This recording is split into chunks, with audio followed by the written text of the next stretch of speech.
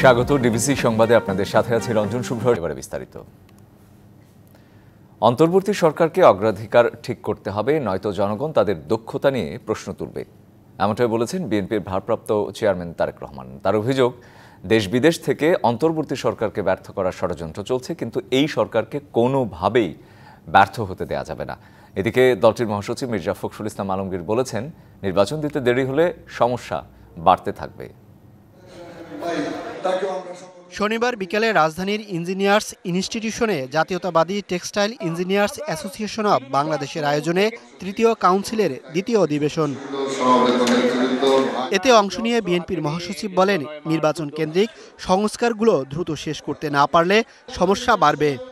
নির্বাচন কেন্দ্রিক যে সমস্ত সংস্কারগুলো আছে সেই সংস্কারগুলো দ্রুত সম্পন্ন করতে হবে এবং আশা করব যে আমাদের নির্বাচন ব্যবস্থা, আমাদের প্রশাসন, নির্বাচন কেন্দ্রিক প্রশাসন, আইন শৃঙ্খলার ব্যবস্থা, বিচার ব্যবস্থা, এইগুলোর সংস্কারগুলো করেই আমাদেরকে অতি দ্রুত আমাদের নির্বাচনে যাওয়াটাই হবে এই দেশের মানুষের জন্য সবচেয়ে কল্যাণ।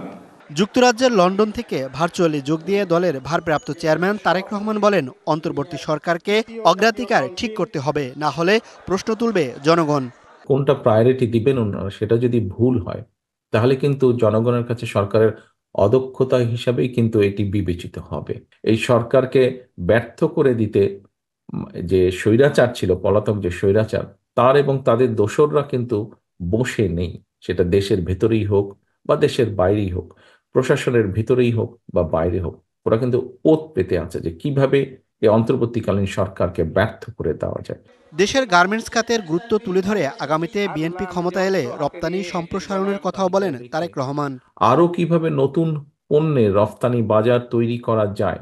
Mohaiminul Khan Apu, DBC news, Dhaka. অতীতের নির্বাচনগুলোতে গোয়েন্দা সংস্থাগুলো যে নজরদারি চালিয়েছে তা বেআইনি এবং একই সাথে নির্বাচনী অপরাধ। যারা এসব কর্মকাণ্ডে জড়িত তাদের সবাইকে বিচারের আওতায় আনা উচিত, একথা বলেছেন নির্বাচন ব্যবস্থা সংস্কার কমিশনের প্রধান বদিউল আলম মজুমদার। অন্যদিকে কমিশন স্থানীয় সরকার নির্বাচনে দলীয় কোনো প্রতীক চায় না বলেও জানান কমিশন সদস্য ডক্টর তোফায়েল আহমেদ। শনিবার বিকেলে আগারগাঁওয়ে ইসি সচিবালয়ে গণমাধ্যম কর্মীদের সাথে মতবিনিময় করে নির্বাচন ব্যবস্থা সংস্কার কমিশন। এতে সাংবাদিকদের কাছ থেকে নির্বাচনী ব্যবস্থা সংস্কারের বিষয়ে মতামত ও প্রস্তাবনা গ্রহণ করে কমিশন। এ সময় কমিশন প্রধান বদিউল আলম মজুমদার বলেন, সংস্কারের কাজ সম্পূর্ণ করা হবে জুলাইয়ের অভ্যুত্থানের চেতনায়। শুধু আগামী নির্বাচন নয়, বরং ভবিষ্যতের জন্য স্থায়ী নির্বাচনী কাঠামো তৈরি করতে কাজ করার কথাও জানান তিনি।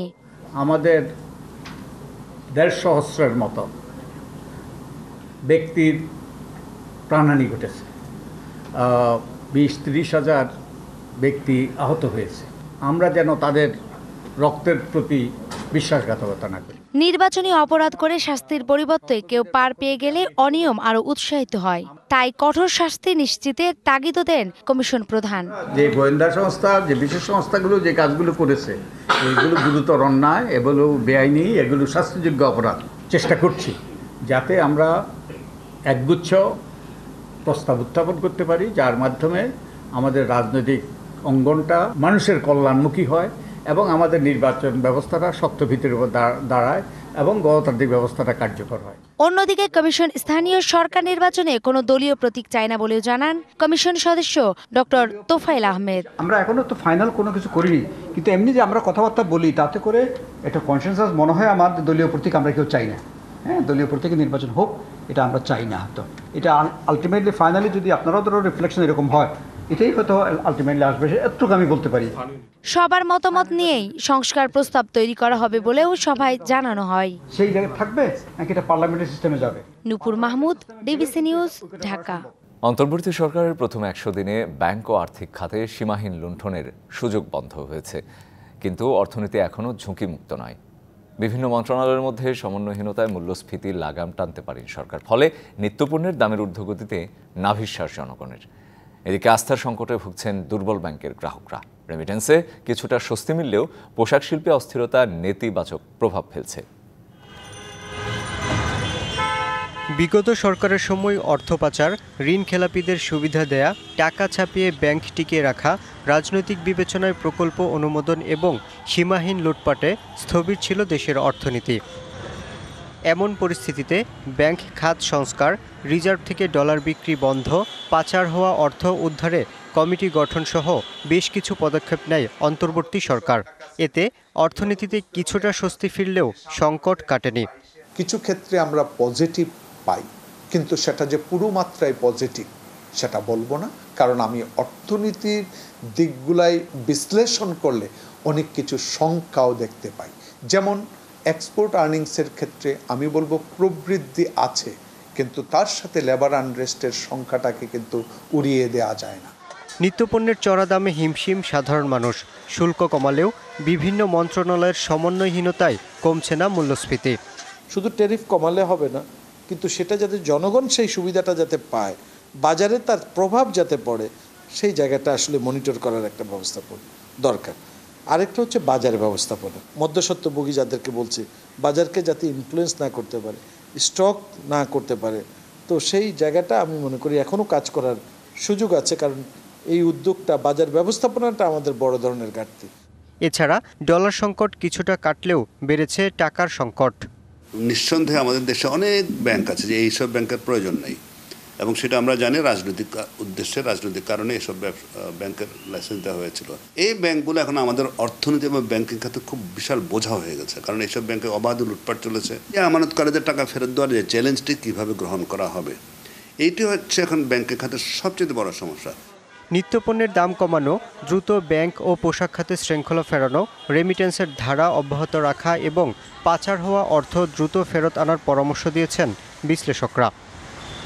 Yusuf Rana, DBC news, Dhaka. সামরিক বাহিনীর কর্মকর্তাদের ম্যাজিস্ট্রেসি ক্ষমতা আরও 60 দিন বাড়ালো সরকার। জনপ্রশাসন মন্ত্রণালয় এ বিষয়ে প্রজ্ঞাপন জারি করেছে। বলা হয়েছে, বাংলাদেশ সশস্ত্র বাহিনীতে কর্মরত সেনাবাহিনীর ক্যাপ্টেন ও তদূর্ধ্ব পদমর্যাদার কমিশন কর্মকর্তাদের সারা দেশে বিশেষ এক্সিকিউটিভ ম্যাজিস্ট্রেটের ক্ষমতা অর্পণ করা হলো। আরও বলা হয়, ফৌজদারি কার্যবিধি 1898-এর 17টি ধারা অনুযায়ী এই এক্সিকিউটিভ ম্যাজিস্ট্রেসি ক্ষমতা দেওয়া হয়েছে। এর আগে অন্তর্বর্তী সরকার ক্ষমতা নেওয়ার পর গত 17 সেপ্টেম্বর সশস্ত্র বাহিনীকে এই ক্ষমতা দেওয়া হয়। ভবিষ্যৎ বাংলাদেশ কেমন হবে জানালেন প্রধান উপদেষ্টা ডক্টর মোহাম্মদ ইউনূস। বলেছেন, আগামীর বাংলাদেশ হবে ন্যায় বিচার, মানবাধিকার ও বাকস্বাধীনতার উপর ভিত্তি করে। বলেন, এজন্য সামাজিক ন্যায় বিচার ও রাষ্ট্র সংস্কারই এখন সরকারের প্রধান চ্যালেঞ্জ। শনিবার প্যান প্যাসিফিক সোনারগাঁ হোটেলে বে অব বেঙ্গল সম্মেলনে এসব কথা বলেন তিনি। এ সময় সব মানুষের জন্য অন্তর্ভুক্তিমূলক অর্থনীতি গড়ার আহ্বানও জানান প্রধান উপদেষ্টা।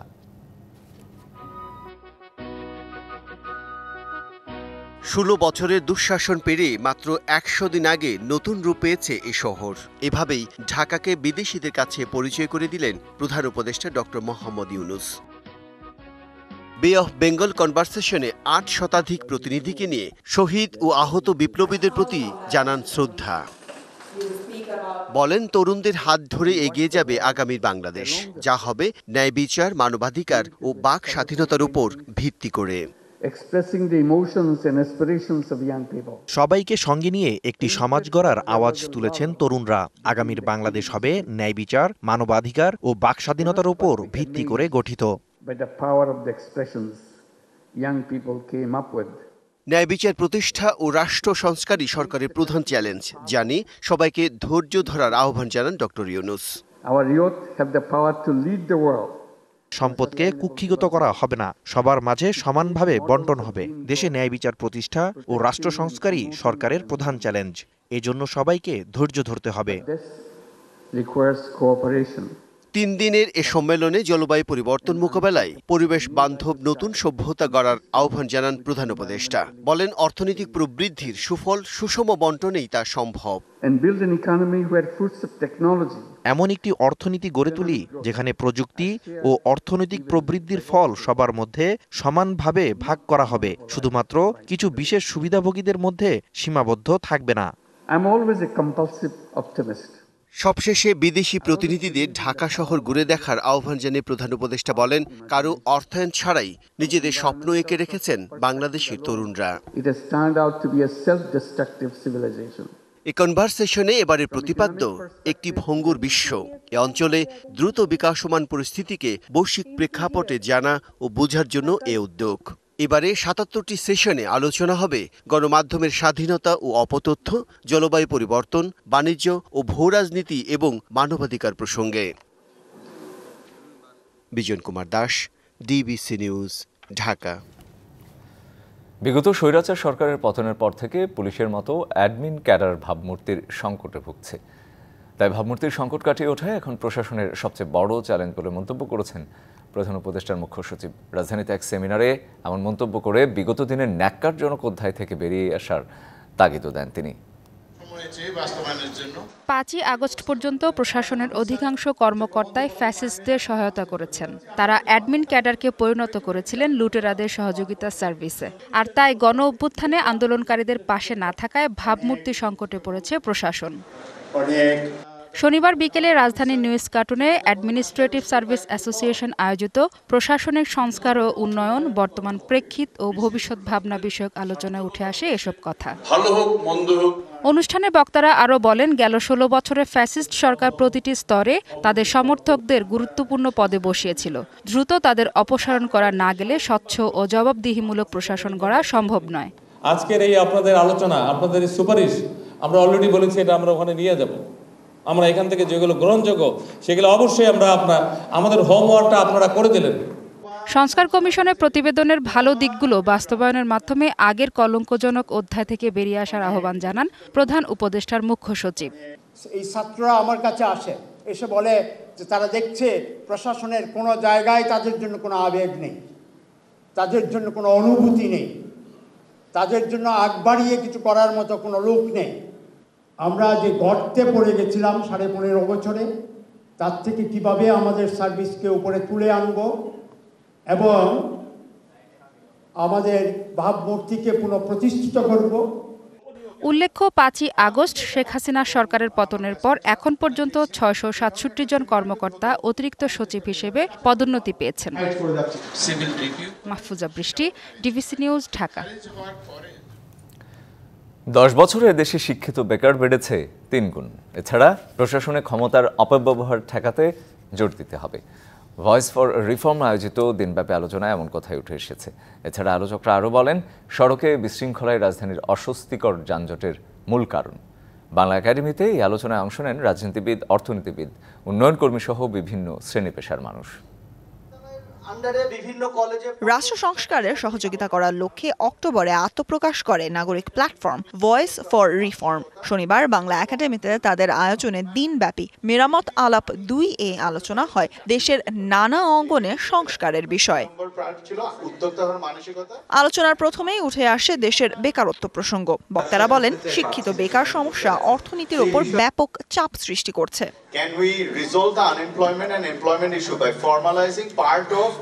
দ্বিতীয় সেশনের আলোচনায় প্যানেলিস্টরা বলেন, ঢাকার অসহনীয় যানজট, সড়কের চরম বিশৃঙ্খলা ও নৈরাজ্যেরই প্রতিফলন। জট নিয়ন্ত্রণ করা সময় সাপেক্ষ, তবে তার জন্য প্রয়োজন জনসচেতনতা। যথাযথ বাস না থামানো, বাসের ভেতরে যে অনৈতিক কাজগুলো হয়, যে সিগারেট টিগারেট খেয়ে চালানো, যেখানে সেখানে যে মাঝখানে রাস্তায় দাঁড়িয়ে যাত্রী তোলা, এইটা নিয়ে একটু সকলকে সচেতন হওয়া উচিত আমার মনে হয়। আর ব্যবস্থা গ্রহণ সরকার করবে, আমরা করবই।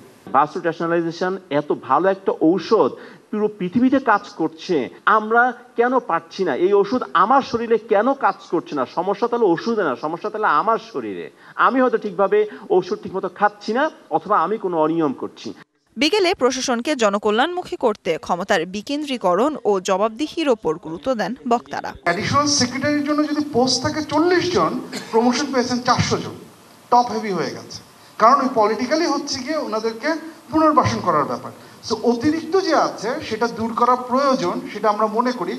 আমরা গণমাধ্যমে ২-৪টা সংবাদ দেখি যে পুকুর কাটা দেখতে নেদারল্যান্ডে যেতে চান, পুকুর সংস্কার দেখতে নেদারল্যান্ডে যেতে চান, ২-১টা এরকম সংবাদ দেখি। কিন্তু এই ২-১টা সংবাদের বাইরে আরো অসংখ্য ঘটনা থেকে যায়, কোথাও কোনো জবাবদিহিতার জায়গা নেই। শেষ সেশনে আলোচনার বিষয়বস্তু অন্তর্ভুক্তিমূলক গণতন্ত্র ঝুঁকি না সম্ভাবনা। এ সময় কয়েকজন বক্তা অন্তর্ভুক্তিমূলক গণতন্ত্র নিশ্চিতে সংখ্যানুপাতিক নির্বাচনের ওপর জোর দেন। আমরা সংখ্যানুপাতিকের দাবি বাংলাদেশে ছাড়ব না। আমরা জানি দীর্ঘমেয়াদে বাংলাদেশকে যদি অন্তর্ভুক্তিমূলক রাষ্ট্র করতে হয় সংখ্যানুপাতিক ব্যবস্থা ছাড়া এটা আসলে করা যাবে না। এই ফার্স্ট দি গোল দিয়ে হবে না। আমরা সংবিধান পরিবর্তনের প্রশ্নটাকে যতদূর পর্যন্ত কনসেনসাস হয়েছে ততদূর পর্যন্ত গ্যারান্টিড করার জন্য আগামী নির্বাচন যে প্রায়োরিটি বেসে সংবিধান তৈরি করারই নির্বাচন, সেইটাকে আমাদের সামনে আনতেই হবে। এছাড়াও আগামীতে সরকার গঠনে জাতীয় ঐক্যমতের ওপর গুরুত্ব দেন আলোচকরা। Sultana Swarna, DBC news, Dhaka. 24 ঘন্টায় ডেঙ্গুতে আরও 8 জনের মৃত্যু হয়েছে। এ নিয়ে চলতি বছর ডেঙ্গুতে প্রাণ গেল 400 জনেরও বেশি মানুষের। এছাড়া ডেঙ্গু আক্রান্ত হয়ে হাসপাতালে ভর্তি 994 জন। স্বাস্থ্য অধিদপ্তরের সংবাদ বিজ্ঞপ্তিতে এসব তথ্য জানানো হয়। মৃত 8 জনের মধ্যে ঢাকা দক্ষিণ সিটি কর্পোরেশনে মারা গেছেন 5 জন, ঢাকা উত্তরে 2 ও চট্টগ্রাম বিভাগে মারা যায় 1 জন। বিজ্ঞপ্তিতে আরও বলা হয়, হাসপাতালে ভর্তি হওয়াদের 236 ঢাকা উত্তর সিটির এবং 148 জন দক্ষিণ সিটির বাসিন্দা। পাশাপাশি 2 সিটির বাইরে ঢাকা বিভাগে হাসপাতালে ভর্তি হয়েছেন 238 জন। এর বাইরে বরিশাল বিভাগে হাসপাতালে ভর্তি হয়েছে 119 জন। স্বাস্থ্য অধিদপ্তরের তথ্য বলছে, এ বছরের 1 জানুয়ারি থেকে এ পর্যন্ত ডেঙ্গুতে মারা গেছেন 407 জন। আর এই সময় হাসপাতালে ভর্তি রোগীর মোট সংখ্যা 78,595 জন। এর আগে গেল অক্টোবরে ডেঙ্গুতে সর্বোচ্চ 135 জনের মৃত্যু হয়। আর চলতি মাসে এখন পর্যন্ত মারা গেছেন 92 জন। এবং মুক্তিপণের উদ্দেশ্যেই আজিমপুরে শিশুকে অপহরণ করে অপরাধী চক্র। তবে শেষ রক্ষা হয়নি, মুক্তিপণ চাওয়ার আগেই ধরা পড়ে র্যাবের জালে। অভিযানের পর 8 মাস বয়সী শিশুটিকে উদ্ধারের পর তুলে দেওয়া হয়েছে পরিবারের হাতে। অপহরণকারী শাপলাকেও গ্রেপ্তার করেছে র্যাব। ক্লোজ সার্কিট ক্যামেরার ফুটেজে দেখা যায়, বাসার গেট খুলে 2 ব্যক্তিকে প্রবেশ করায় এক নারী। এর কিছুক্ষণ পর ওই বাসায় আসেন আরও একজন। এর কিছুক্ষণ পরের ফুটেজে দেখা যায়, ভুক্তভোগী মায়ের কোল থেকে শিশু জাইফাকে ছিনিয়ে নিচ্ছে সেই নারী। এরও কয়েক মিনিট পর অপহরণকারী সেই নারী শিশুটিকে কোলে নিয়ে বের হয়। সে সময় মালামাল সহ সাথে ছিল আরও 3 জন। কিছুক্ষণ পরেই সামাজিক যোগাযোগ মাধ্যমে জানা যায়, আজিমপুরে ফারজানা নামের ওই নারীর বাসায় ডাকাতির পর 8 মাসের শিশুটিকেও নিয়ে যায় দুর্বৃত্তরা। চাঞ্চল্যকর এই ঘটনার পরপরই তদন্তে নামে র্যাবসহ আইনশৃঙ্খলা বাহিনীর একাধিক টিম। পরে শুক্রবার রাতেই রাজধানীর মোহাম্মদপুর থেকে উদ্ধার করা হয় শিশুটিকে। বিভিন্ন সামাজিক যোগাযোগ মাধ্যম এবং পেপার পত্রিকায় যখন বিভিন্নভাবে লেখালেখি হচ্ছিল, তখন তারা বিষয়টিকে নিরাপদ মনে করেনি এবং পরবর্তীতে তাদের যে অপহরণকারীদের যে দাবি ছিল 10 লক্ষ টাকার মতো, সেই টাকাগুলি বা তারা চাবার জন্য আর কোনো ধরনের যোগাযোগ করেনি, যেহেতু সেটা সামাজিকভাবে এবং বিভিন্ন মিডিয়াতে সেটা প্রকাশ হয়ে গিয়েছিল। এবং আমাদের পরবর্তীতে এর সাথে আরও কেউ জড়িত আছে কিনা, এই পারিবারিকভাবে অন্য কেউ জড়িত আছে কিনা, সেটাও একটি তদন্তের বিষয়। সেটি বিস্তারিতভাবে তদন্ত সাপেক্ষে আপনাদেরকে পরবর্তীতে জানানো হবে। এক প্রশ্নের জবাবে র্যাবের গণমাধ্যম শাখার পরিচালক দাবি করেন, বগুড়ায় মাকে হত্যার ঘটনায় ছেলের স্বীকারোক্তিমূলক জবানবন্দির বর্ণনাই দিয়েছে র্যাব। এটা একটা তদন্তাধীন বিষয়, উভয় সংস্থায় তদন্ত করছে। আমরা পুলিশের সাথে সহায়তা করব। পুলিশ আমাদেরকেও যদি তাদের দরকার হয় আমাদের সাথে যোগাযোগ করতে পারে, কিন্তু তদন্তে যদি আমাদের কোনো গাফিলতি হয় এবং এই গাফিলতিতে যেই এটার দায় হবে তাদের বিরুদ্ধে আমরা ব্যবস্থা নেব। তবে ওই ঘটনায় কারো গাফিলতি থাকলে তা তদন্ত করা হবে বলেও জানান র্যাবের গণমাধ্যম শাখার পরিচালক। Rajib Ghosh, DBC news, Dhaka. Cheque জালিয়াতি ও প্রতারণার একাধিক মামলায় দেশের শীর্ষ চাল ব্যবসায়ী আব্দুর রশিদকে গ্রেপ্তার করেছে পুলিশ। বিকেলে কুষ্টিয়া সদর থানা পুলিশ তাকে গ্রেপ্তার করে। আব্দুর রশিদ চালকল মালিক সমিতির কেন্দ্রীয় কমিটির সভাপতি ও রশিদ এগ্রো ফুডের মালিক। পুলিশ জানায়, তার নামে সারা দেশে 110টিরও বেশি মামলা রয়েছে এবং বিভিন্ন মামলায় শতাধিক ওয়ারেন্ট আছে। এছাড়া আওয়ামী লীগ সরকারের খাদ্যমন্ত্রীর সাথে সম্পর্কের খাতিরে অনৈতিক সুযোগ সুবিধা নেওয়ার অভিযোগও রয়েছে রশিদের বিরুদ্ধে। ওই সময় তার বিরুদ্ধে বেশ কয়েকটি মামলা হলেও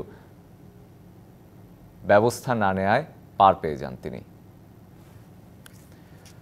বর্ণাঢ্য আয়োজনে অনুষ্ঠিত হলো মাস্টার কার্ড এক্সিলেন্স অ্যাওয়ার্ড 2024। সন্ধ্যায় রাজধানীর একটি হোটেলে দেশের ব্যাংকিং, পেমেন্ট এবং ফিনটেক খাতে অবদানের স্বীকৃতি হিসেবে 18 ক্যাটাগরিতে 26টি প্রতিষ্ঠানকে মাস্টার কার্ড এক্সিলেন্স অ্যাওয়ার্ড দেওয়া হয়। প্রধান অতিথি ছিলেন কেন্দ্রীয় ব্যাংকের governor doctor Ahsan H Mansur. এছাড়া ঢাকায় যুক্তরাষ্ট্র দূতাবাসের ভারপ্রাপ্ত deputy chief of mission Trishita মাওলা এবং দেশের বিভিন্ন শীর্ষস্থানীয় ব্যাংক, ফিনটেক ও ব্যবসায়িক প্রতিষ্ঠানের প্রধান নির্বাহীরা। এ সময় মাস্টার কার্ড বাংলাদেশের কান্ট্রি ম্যানেজার সৈয়দ মোহাম্মদ কামাল বলেন, একটি শক্তিশালী ডিজিটাল অর্থনীতি গঠনে অবদানের পাশাপাশি আর্থিক অন্তর্ভুক্তি সম্প্রসারণের জন্যই দেয়া হচ্ছে এই পুরস্কার। আন্তর্জাতিক প্রসঙ্গ, কূটনৈতিকভাবে রাশিয়ার সঙ্গে যুদ্ধের অবসান চান ইউক্রেনের প্রেসিডেন্ট ভলোদিমির জেলেনস্কি। আগামী বছর যুদ্ধ শেষ করতে কিয়েভ অবশ্যই চেষ্টা করবে বলে জানিয়েছেন তিনি। শনিবার ইউক্রেনের একটি রেডিওতে দেয়া সাক্ষাৎকারে একথা জানান জেলেনস্কি। তবে যুদ্ধ শেষ করতে শান্তি চুক্তির পক্ষে নয় রাশিয়া, এমন অভিযোগও তার। এর আগে গেল বৃহস্পতিবার জেনেভায় জাতিসংঘে রুশ রাষ্ট্রদূত বলেন, নবনির্বাচিত মার্কিন প্রেসিডেন্ট ডোনাল্ড ট্রাম্প উদ্যোগ নিলে যুদ্ধ অবসানের আলোচনায় বসতে প্রস্তুত মস্কো।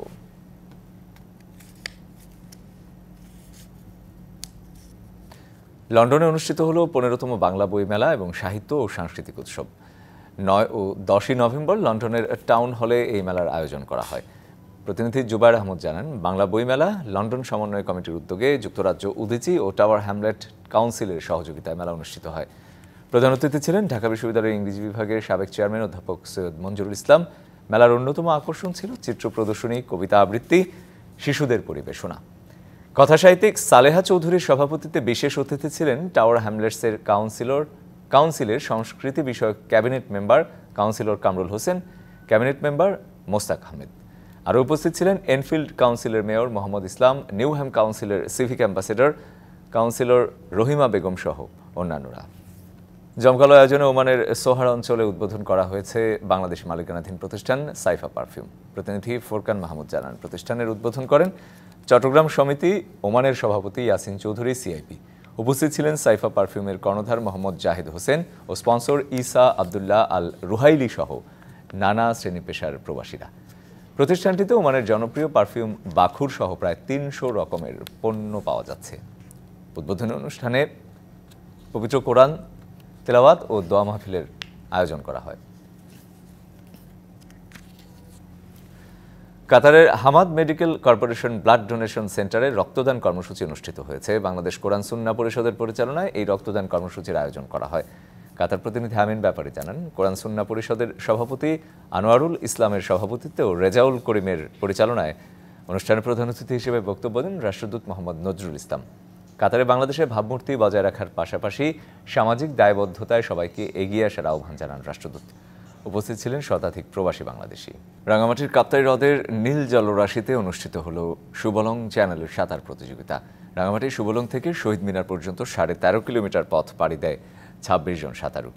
জেলা প্রশাসনের এই আয়োজনে জেলা ক্রীড়া সংস্থা ও জেলা ক্রীড়া অফিসের সহযোগিতাও মেলে। কাপ্তাই লেকে কাটবে সাঁতার, ভয় করবে জয়, নিয়মিত কাটলে সাঁতার স্বাস্থ্য ভালো রয়। এই স্লোগানে রাঙামাটির কাপ্তাই হ্রদে প্রথমবার অনুষ্ঠিত হল সুবলং চ্যানেল সুইমিং। সকাল 8:30টায় রাঙামাটির সুবলং থেকে শহীদ মিনারের উদ্দেশ্যে যাত্রা করেন 26 জন সাঁতারু। পথের দূরত্ব ছিল 13.5 কিলোমিটার। আন্তর্জাতিক পর্যায়ে সাঁতার প্রতিযোগিতা আয়োজনের দাবি সাঁতারুদের। কাপ্তাই লেকে যদি প্রতি বছর এই ধরনের আয়োজনগুলো হয় তাহলে ট্যুরিস্টদের প্রতি একটা ভালো আকৃষ্ট হবে এবং আন্তর্জাতিকভাবে আমরা ভালো একটা জায়গা তৈরি করতে পারবো। এখানে চমৎকার একটা ওয়াটার বডি, এখানে ইচ্ছা করলে সুইমিং করা যায়, মাছ ধরা যায়, যে কোনো ইন্টারন্যাশনাল বা ন্যাশনাল ইভেন্ট ইচ্ছা করলে করা সম্ভব।